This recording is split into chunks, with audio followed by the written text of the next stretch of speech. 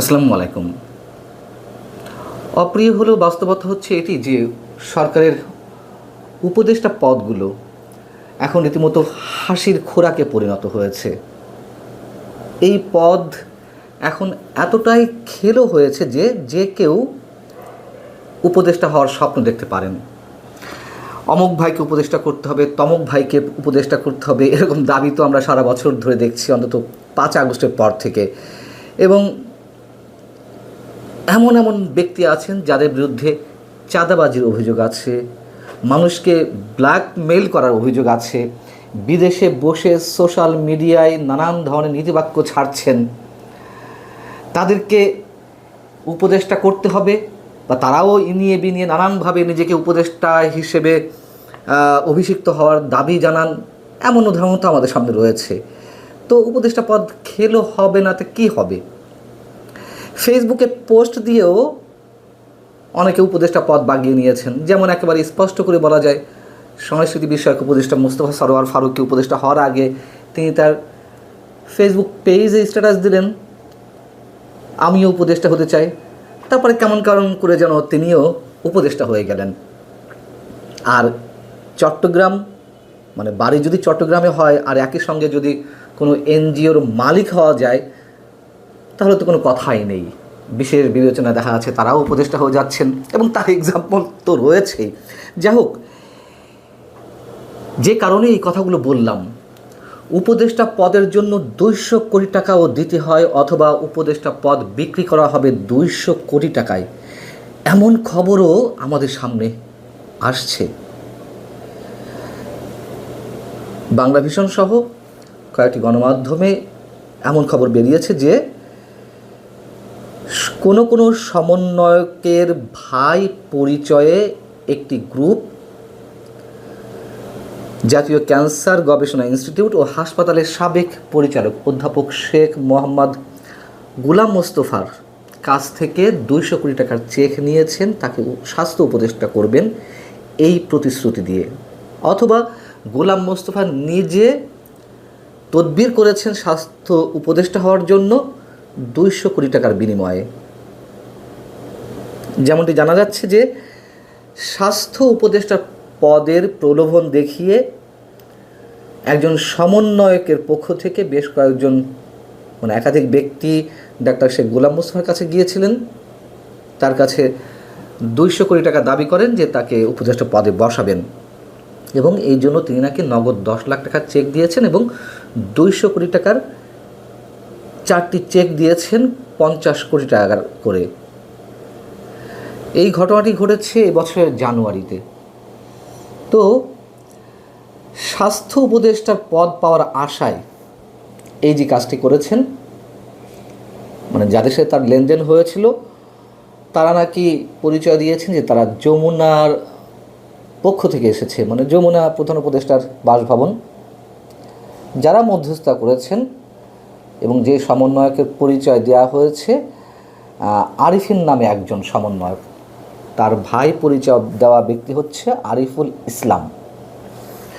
তো এই আরিফুল ইসলামই নাকি সরাসরি ডাক্তার শেখ গোলাম মোস্তফার কাছ থেকে চেকগুলো নিয়েছেন, এমনকি 10 লাখ টাকার নগদ চেকও নিয়েছেন এবং তিনি স্বীকার করেছেন কোনো কোনো গণমাধ্যমের কাছে যে হ্যাঁ তিনি নিজে এটি ডিল করেছেন। এখন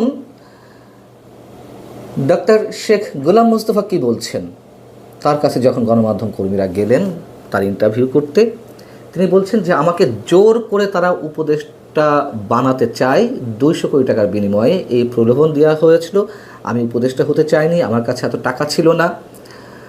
তাহলে কেন টাকা দিলেন এই প্রশ্নের জবাবে তিনি বলেছেন যে তারা 3 জন এসেছিল, 2 জনের হাতে সম্ভবত অস্ত্র ছিল এবং আমার কাছে তো এত টাকা নেই, আমি দেব কোত্থেকে? আর যেই চেকগুলো দেওয়া হয়েছে সেগুলো সিকিউরিটি চেক, তো সেই চেকও বা দেওয়া হলো কেন? আপনি কিভাবে টাকা দিতেন? প্রশ্নের উত্তরে তিনি বলছেন যে না, তারা বলেছে, যারা মধ্যস্থতা করছিল তারা বলেছে যে আপনাকে এই টাকা দিতে হবে না, এই টাকা আমরা নিজেরা বুঝে নেব, যখন স্বাস্থ্য উপদেষ্টার পদ পাবেন তখন সংশ্লিষ্ট দপ্তরের বিভিন্ন কাজের মাধ্যমে আমরা এই টাকাগুলো তুলে নেব, কিন্তু চেক আমাদের কাছে রইল টাকাগুলো তুলে নেওয়ার জন্য, মানে কাজের ভাগ থেকে। ডাক্তার শেখ গোলাম মোস্তফা আরও বলছেন, যখন জিজ্ঞেস করা হলো তাকে যে কেন আপনি এই প্রলোভনে পা দিলেন বা আপনি তো অ্যাভয়েড করতে পারতেন, তিনি বলছেন যে আমার বাড়ি গোপালগঞ্জে, আমি মনে করেছিলাম যে কোনো বিপদ হতে পারে, এই কারণে। এই যে বাড়ি গোপালগঞ্জ, এই কারণে বিপদ হতে পারে, এই কথাটি অস্বাভাবিক কিছু নয়। গোপালগঞ্জ বাড়ি হলেই অনেকে চাকরি চলে যাচ্ছে, গোপালগঞ্জ বাড়ি হলেই মানুষ তটস্থ থাকছে, এটি বাস্তবতা। এখন বিষয় হচ্ছে যে ডাক্তার শেখ গোলাম মোস্তফা নিজেও তদবির করতে পারেন, মানে যে কোনো বিষয় যে কোনো একটি হতে পারে। ডাক্তার শেখ গোলাম মোস্তফা নিজেও তদবির করতে পারেন উপদেষ্টা হওয়ার জন্য।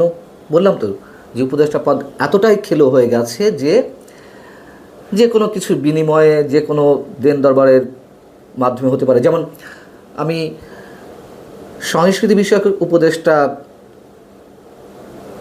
জনাব ফারুকীর উদাহরণ দিলাম, আবার বাণিজ্য বিষয়ক উপদেষ্টা শেখ বশিরউদ্দিন, তাকে যখন উপদেষ্টা করা হয় তখনও তো এমন গুঞ্জন ছড়িয়েছিল যে তিনি বৈষম্যবিরোধী ছাত্র আন্দোলন চলাকালীন সময়ে যেই ছাত্ররা নিহত হয়েছেন তাদের মধ্যে একটি হত্যা মামলার আসামি তিনি কীভাবে বাণিজ্য বিষয়ক উপদেষ্টা পদ বাগিয়ে নেন।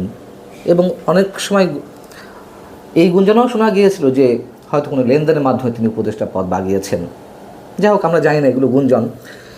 তো এখন যেটা দেখা যাচ্ছে, এর বাস্তবতা আসলে কি বা কোন পক্ষ এটি করেছে?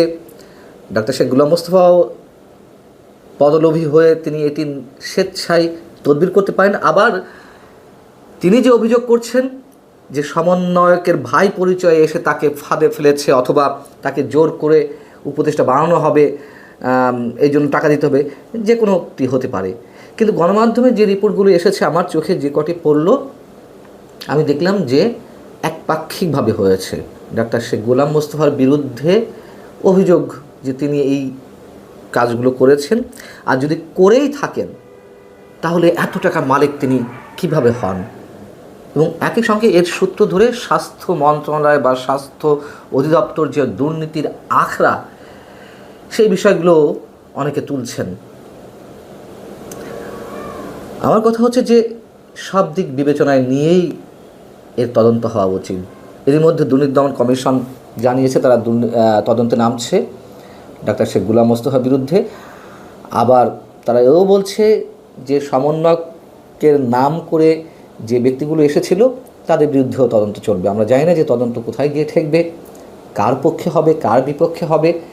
তবে গণমাধ্যমে একপাক্ষিকভাবে রিপোর্টটি এসেছে, যেটি আমার কাছে আসলে ভালো লাগেনি। যেটি হোক, যে পক্ষই করুক, উপদেষ্টা পদ হয়তো অনেক কিছু বিনিময়ে পাওয়া যায়, মানুষ এমনটাই বলেন, জানি না কতটুকু সত্য।